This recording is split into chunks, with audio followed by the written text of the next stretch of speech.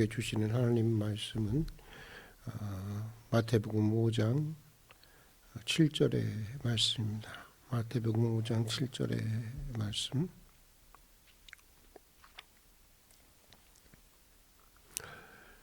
우리 함께 읽겠습니다. 긍휼히 여기는 자는 복이 있나니 그들이 긍휼히 여김을 받을 것이며. 우리 다시 한번 읽겠습니다. 긍휼히 여기는 자는 복이 있나니 그들이 긍휼히 여김을 받을 것이며. 여러분들 어떻습니까? 긍휼히 여기는 마음으로 살고 있습니까? 우리 이사야서 58장 6절에서 12절의 말씀도 함께 읽도록 하겠습니다.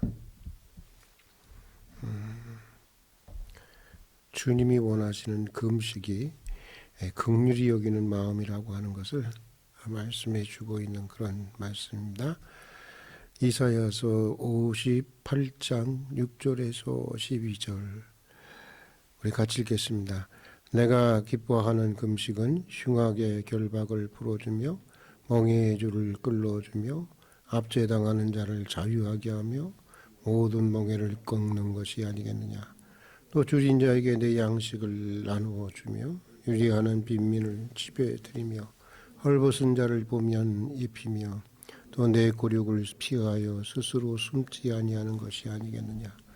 그리하면 내 빛이 새벽같이 비칠 것이며 내 지위가 급속할 것이며 내 공의가 내 앞에 행하고 여호와의 영광이 내 뒤에 호위하리니 내가 부를 때 나 여호와가 응답하겠고 내가 부르짖을 때에는 내가 여기 있다 하리라. 만일 내가 너희 중에서 멍에와 손가락질과 허망한 말을 제하여 버리고 줄인 자에게 내 심정이 동하며 괴로워하는 자의 심정을 만족하게 하면 내 빛이 흑암 중에서 떠올라 내 어둠이 낮과 같이 될 것이며 여호와가 너를 항상 인도하여 메마른 곳에서도 내 영혼을 만족하게 하며 내 뼈를 견고하게 하리니 너는 물된 동산같이 되겠고 물이 끊어지지 아니하는 샘 같을 것이라. 내게서 날 자들이 오래 황폐된 곳들을 다시 쌓을 것이며 너는 역대에 파괴된 기초를 쌓으리니 너를 이끌어 무너진 데를 보수하는 자라 할 것이며 길을 수축하여 거할 곳이 되게 하는 자라 하리라. 아멘. 금식의 기본 정신이 긍휼히 여기는 것이고 또 그 금식대로 금식의 기본 정신대로 긍휼히 여기는 하나님의 사람에게 주시는 축복이 무엇인지를 약속하고 있는 말씀입니다. 오늘 우리가 읽은 마태복음의 말씀은 긍휼에 대한 말씀입니다. 번역에 따라서는 자비, 사랑으로도 번역될 수 있는 말인데 오늘 말씀은 긍휼한 사람이 되라고 하는 것입니다. 긍휼히 여기는 자가 복되고 또 긍휼히 여기는 자가 하나님의 긍휼하심을 받게 된다고 하는 것입니다. 그런데 여러분 누가 긍휼한 사람입니까? 흔히 긍휼을 하면 이 경쟁에서 뒤처진 사람들이나 또 불행한 사람들에 대해서 동정이나 연민 정도를 가지는 것으로 생각을 하는 경우가 참 많이 있습니다. 그러나 성경은 그렇게 말하고 있지 않습니다. 하버드 대학의 교수였으면서 20세기를 대표하는 영성가였던 이 헨리 나우에는 그의 책에서 긍휼에 대해서 이렇게 말씀해 주고 있습니다. 긍휼이라고 하는 것은 특권적인 위치에서 허리만 구부려 소외된 자에게 향하는 것이 아니다. 높은 곳에서 낮은 곳에 있는 좀 더 불행한 자들에게 손을 뻗치는 것도 아니다. 상향성의 삶을 성취하지 못한 사람들에게 동정 어린 태도를 취하는 것이 아니다. 긍휼은 직접 그 사람에게로 다가가 고난이 가장 극심한 곳으로 들어가 거기에 함께 자리를 잡는 것이다. 긍휼은 직접 그 사람들에게로 다가가 고난이 가장 극심한 곳으로 들어가 거기에 자리를 잡는 것이다. 긍휼이라고 하는 말에 전곡을 찌르고 있는 표현인데 그렇습니다, 여러분. 긍휼이라고 하는 것은 영어로는 compassion이라고 합니다. com이라고 하는 것은 with, 함께라고 하는 뜻을 가지고 있습니다. 그리고 passion은 고통이라는 뜻을 가지고 있습니다. 그러니까 긍휼은 뭐라는 거예요?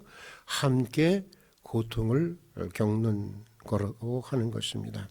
긍휼이 여기라는 말씀은 우리에게 상처가 있는 곳으로 가라고 하는 것이고 고통이 있는 장소로 들어가라고 하는 것이고 가서 함께 깨어진 아픔과 마음과 두려움과 불안과 고뇌를 함께 나누라고 하는 것입니다. 가서 함께 울라는 것입니다. 그냥 멀리서 안 됐어 하는 정도로 그쳐서는 안 된다고 하는 것입니다. 슬퍼하는 자들과 함께 슬픔을 공유하고 고통을 당하는 자들과 함께 고통을 공유하라고 하는 것입니다. 이것이 긍휼이라고 하는 것입니다. 이 긍휼이라는 헬라어 단어 엘레고스라는 말은 원래 부모가 아주 못난 자식을 정말 불쌍히 여기고 애끓는 마음으로 그 자식을 생각하고 돌보는 사랑을 말할 때 쓰이는 단어입니다. 누가복음의 탕자의 비유를 보면 탕자의 아버지를 통해서 이 긍휼이라고 하는 것이 무엇인지를 우리에게 잘 보여주고 있습니다. 이 비유에 나오는 탕자는 못되고 못난 자식이었습니다. 아시는 대로 아버지의 유산을 미리 달라고 해서 창기와 함께 다 말아먹은 불효자였습니다. 나중에는 쫄딱 망해서 돼지가 먹는 쥐염 열매를 먹고 허기진 배를 채우는 신세가 되었습니다. 아마도 이 대목에서 이야기를 듣고 있던 청중들은 매우 어떤 생각이 들었을까요? 그 자식 통쾌하다. 이런 마음이 들지 않았겠습니까? 그래, 그런 놈은 망해야지. 아니야, 그 정도가 좀 부족해. 그런 놈은 벼락을 맞아서 죽어야 해. 아마 그런 생각이 들었을 것입니다. 아마도 여러분도 그런 생각이 드실 것입니다. 저도 그런 생각이 들기도 합니다. 그런데 여러분 잠시 생각해 보십시다. 왜 우리가 이런 생각이 드는 것일까요? 물론 우리 안에 정의라고 하는 그 본능적인 감각이 정의감이 있기 때문이기도 합니다. 그러나 우리가 이런 생각을 갖게 되는 가장 큰 이유는 우리가 그 탕자의 부모가 아니기 때문에 그렇습니다. 우리가 부모라고 한다면 우리 자식이 망가지고 못된 자식이라도 여러분 부모가 이런 생각을 가질 수가 있겠습니까? 탕자의 이야기 후반에 보면 이런 부모의 심정이 잘 드러나고 있습니다. 아들은 아버지를 거역하고 집을 나가서 아버지가 한평생 수고해서 모은 유산을 창기와 함께 말아먹었습니다. 그러나 아버지는 아들이 집을 나간 그날부터 오늘일까 내일일까 동네 어귀에 나가서 날마다 아들을 기다립니다. 그런데 어느 날 보니까 기다리던 아들이 저 멀리서 거짓골로 돌아오고 있습니다. 그저 아버지는 격정에 못 이겨서 아들에게 달려가서 목을 끌어안고 펑펑 울어댑니다. 잘 왔노라고, 살아온 것만으로도 너무나 감사하다고, 이제는 나를 품꾼들 중 하나로 여겨달라는 아들의 요청에 그게 무슨 말이냐고. 그리고는 그놈을 데리고 들어가서 씻기고 가장 좋은 옷을 입히고 좋은 신을 시키고 반지를 끼워주고 심지어는 자기를 위해서는 단 한 번도 잡아본 적이 없는 것 같은 송아지를 잡아서 그 못난 자식이 돌아온 것을 축하하는 잔치를 베풀고 있습니다. 매우 감동적인 이야기인데 여기 나오는 이 아버지의 마음, 바로 이것이 성경이 말하고 있는 긍휼입니다. 그리고 이 긍휼의 극치가 뭘까요? 바로 십자가에 달리신 예수님을 통해서 계시게 된 것입니다. 죄 없는 자기를 십자가에 못 박는 그 원수를 위해서 주님은 기도합니다. 아버지여, 저들의 죄를 용서해 주소서. 저들이 하는 짓을 잘 알지 못하기 때문입니다. 라고 기도해 주십니다. 여러분, 그런데 정말 몰랐을까요, 그놈들이? 그게 나쁜 짓인지 모르고 죽였을까요? 예? 아닙니다. 그들은 적어도 자신들이 나쁜 짓을 한다는 것은 다 알고 있었습니다. 그런데도 예수님은 모를 거라고 하는 것입니다. 아니, 모른다는 것입니다. 그러니 저들을 벌하지 말아달라는 것입니다. 용서해달라는 것입니다. 그야말로 긍휼의 극치를 말씀해 주고 있는데, 여러분, 주님이 말씀하시는 긍휼이라고 하는 것은 바로 이런 것을 의미하는 것입니다.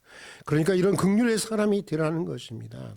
내가 생각하는 생각하는 내가 생각하고 있는 정도의 긍휼의 사람이 아니라 내가 하나님께 받은 긍휼대로 예수님께 받은 그 긍휼대로 긍휼을 베푸는 사람이 되라고 하는 것입니다. 주님이 십자가에서 보여준 그런 긍휼의 사람이 되라고 하는 것입니다.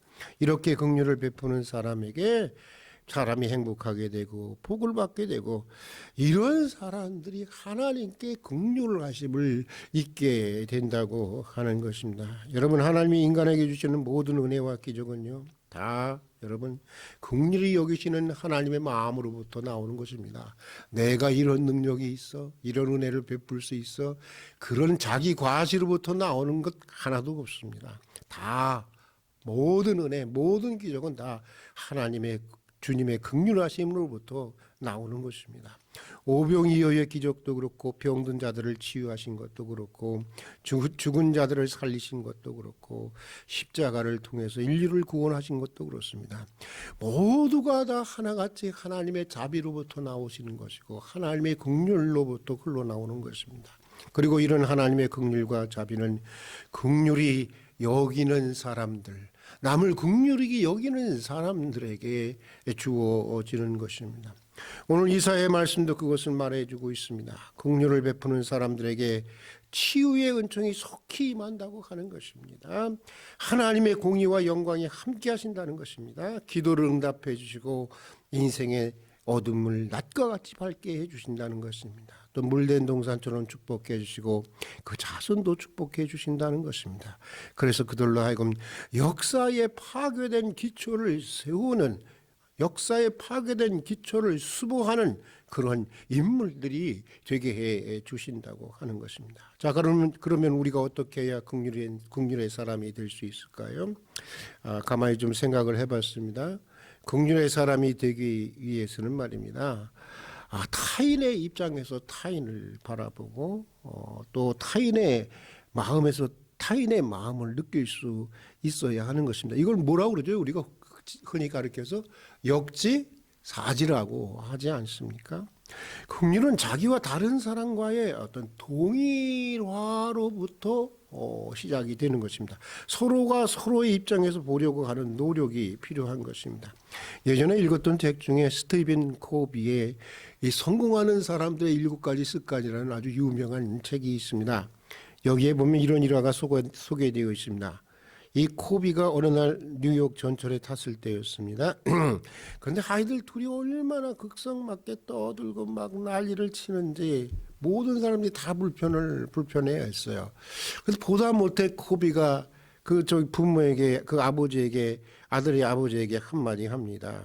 좀 아이들 좀 이렇게 좀 말려달라고 부탁을 합니다. 그러자 그 아버지도 마치 그 상황을 처음 인식하는 것처럼 당황해하면서 이렇게 대답을 했다는 것입니다. 선생님 죄송합니다. 선생님 말씀이 맞습니다. 저도 어떻게 해보아야 한다고 생각은 합니다. 그런데 1시간 전에 저 아이들의 엄마가 병원에서 죽었습니다. 지금 막 그 병원에서 오고 있는 중입니다. 저는 앞이 캄캄해서 무엇을 어떻게 할지 모르겠고 아이들도 이 일을 어떻게 해야 할지 막막해하고 있는 것 같습니다.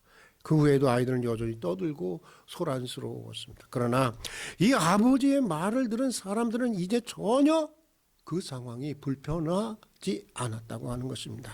상대방의 입장에서 보고 느끼고 나니까 그 행동에 비록 옳다고 동의할 수는 없었지만 적어도 이해하고 관용할 수 있는 마음이 있게 된 것입니다. 불쌍히 여기는 긍휼히 여기는 마음이 생기게 된 것인데 우리가 긍휼한 사람이 되기 위해서는 이런 역지사지의 자세가 필요한 것입니다. 내 입장에서만 보려고 하지 마십시오. 내 마음에서만 보려고 하십시오. 나도 언제든지 여러분 모자랄 때도 있고 부족할 때도 있고 다 그런 거 아닙니까? 그냥 서로의 입장에서 저 사람이 왜 그럴까? 될 수 있으면 이해하려는 마음으로 같이 아파하려는 마음으로 이렇게 서로를 바라볼 수 있는 자세가 필요한 것입니다. 그리고 또 우리가 긍휼의 사람이 되기 위해서는요 하나님께 정말 기도해야 하는 것입니다. 이 긍휼이 쉬운 게 아니에요. 하나님의 은혜를 구해야 하는 것입니다. 왜냐하면요 성경이 말하는 긍휼은요 타락한 인간이 가지고 있는 본성이 아니기 때문입니다. 나는 긍휼의 사람이야. 무슨 소리예요. 여러분 그렇지 않습니다. 예, 그래서 어떤 시인은 이렇게 얘기합니다. 사랑한다고 하는 것, 긍휼히 여긴다고 하는 것은 그것은 마치 학문으로 먹고 입으로 싸는 것과 같다고 얘기를 해서 아니 그냥 좀 아침부터 말이 그렇지만 이 시인은 그렇게 얘기합니다. 똥구멍으로 먹고 입으로 싸는 것과 같은 것. 그것이 바로 긍휼이고 그것이 바로 사랑이라고 했습니다. 이게 무슨 얘기인가요? 예? 자연숙을 하면 어떻게 되죠? 입으로 먹고 밑으로 싸는 거잖아요. 근데 밑으로 먹고 위로 싼다는 게 뭐예요? 그만큼 인간의 본성을 완전히 정반대로 거스려야만 가능한 것이 사랑이라는 거예요. 그게 바로 긍휼이라는 거예요. 여러분 정확하지 않습니까? 저는 아주 틀림없는 얘기라고 생각합니다. 그러므로 우리는 긍휼히 여기는 마음을 달라고 기도해야 하는 것입니다. 긍휼은 우리 안에 자연적으로 깃들어 있는 독성이 아니라 본질적으로 하나님으로부터 주어지는 신적인 여러분 품성이기 때문인 것입니다. 강은교 시인의 시 가운데 우리가 물이 되어 만난다면이라고 하는 시가 있습니다. 물이 되어 만나고 싶다는 것입니다. 마른 대지를 적시는 빗물이 되어 만나고 싶다는 것입니다. 죽은 나무에 썩은 뿌리마저 감싸는 물이 되어 만나자고 하는 것입니다. 흐르고 흘러 모두가 하나가 되는 바닷물이 되어 만나자는 것입니다. 그러나 지금 우리는 서로 불로 만나려고 한다는 것입니다. 물이 되어 만나야 하는데 현실은 분열의 불, 증오의 불, 미움의 불, 질투의 불, 복수의 불로 만나려고 한다고 하는 것입니다. 그래서 시인은 마지막에서 이렇게 기도합니다. 말리 밖에서 기다리는 그대여 저 불이 지나간 뒤에 우리 흐르는 물로 만나세. 이렇게 얘기하고 있습니다. 개인적으로도 그렇지만 해방 이후 지금까지 우리 사회를 보면 어떻습니까? 물이 되어 만나려고 하기보다는 서로가 불이 되어 만나려고 하는 것 같습니다. 어떻게 하든지 정말 국민을 화해시키고 통합을 시켜야 하는 정치 지도자들, 종교 지도자들까지도 특히 교회까지도 진보니 보수니 좌파니 우파니 하면서 모든 문제에 대해서 편을 가르고 갈등을 부추기고 맹목적으로 어느 한편에 서서 우리 사회를 온통 불 가운데로 몰아넣고 있는 것 같습니다. 그래서 모두가 지금은 불이 되어 만나고 있습니다. 여러분 우리 안에 있는 이 불을 어떻게 해야 할까요? 이 분열의 불, 이 증오의 불, 미움의 불, 질투의 불, 이 복수의 불, 정권이 바뀔 때마다 이어지고 있는 이 복수의 불, 이 불을 어떻게 해야 하느냐 말입니다. 유토피아라는 작품을 우리에게 잘 알려준 토마스 모라는 사람이 있습니다. 그런 영국의 재상이었습니다. 그런데 헨리 8세의 이혼에 반대한다는 이유로 반역죄인이 되어서 사형 선고를 받게 되었습니다. 그리고 법정에서 최후의 진술을 요청받았을 때 그는 자기에게 사형 판결을 내린 재판장에게 이런 최후의 진술을 남깁니다. 당신은 나에게 사형을 원도했지만 저 천국에서 나는 당신과 친구가 되어 만나고 싶소. 바울과 스데반처럼 말입니다. 비록 바울이 스데반을 죽이는데 가담했지만 두 사람은 천국에서 서로 친구로 만났을 것입니다. 나도 당신과 함께 천국에서 친구로 만나 영원히 함께 누리고 싶습니다. 그러자 놀란 재판관은 이렇게 물었습니다. 나는 당신에게 사형을 언도했는데 당신은 어째서 나에게 그런 선의를 말하십니까? 그때 그는 이렇게 대답했다고 합니다. 주께서 나를 지금까지 그렇게 대해 주셨기 때문입니다. 지금까지 나를 그렇게 대해 주신 주님을 생각하니까 죄 없는 자신에게 사형을 언도하는 재판관을 용서할 수 있었다고 하는 것입니다. 더 나아가 축복할 수 있었다는 것입니다. 이미 넘치는 긍휼이 여기심을 받았기에 그 또한 긍휼이 여길 수 있었다고 하는 것입니다.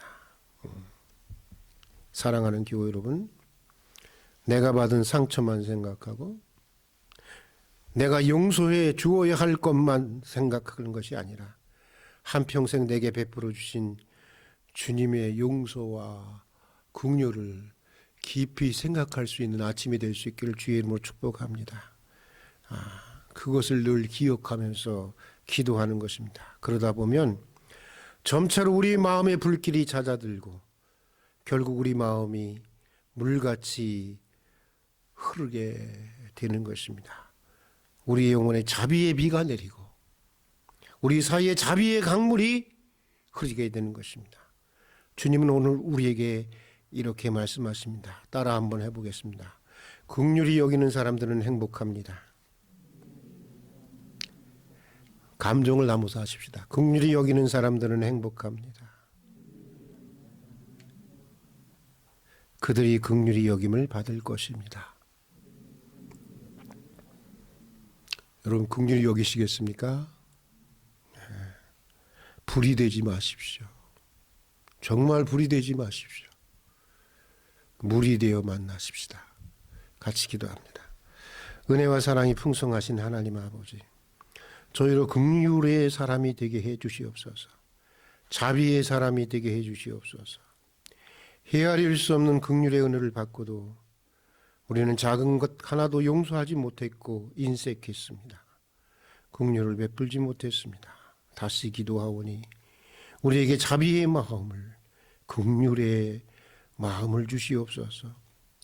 우리 안에 있는 이 불들, 분열의 불, 증오의 불, 미움의 불, 질투의 불, 복수의 불이 자비의 물이 되어 자비의 강이 되어 흐르게 하여 주시옵소서. 주님의 자비하신 같이 저희도 자비한 사람들이 되게 하여 주시옵소서. 예수님 이름으로 기도드립니다. 아멘.